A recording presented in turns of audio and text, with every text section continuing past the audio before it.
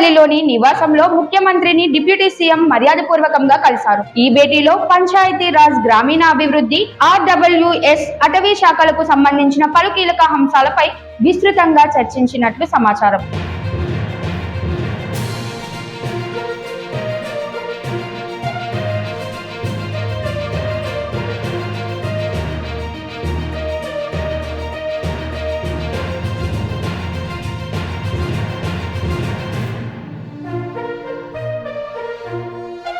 ముఖ్యంగా జల్ జీవన్ మిషన్ అమలు పురోగతి, గ్రామీణ ప్రాంతాల్లో రోడ్ల నిధుల కేటాయింపు, మ్యాజిక్ డ్రైన్లు నిర్మాణం, డ్రైనేజ్ పూడికతీత పనులు, హనుమాన్ ప్రాజెక్ట్ అభివృద్ధి వంటి అంశాలపై ఇద్దరు సమీక్షించారు.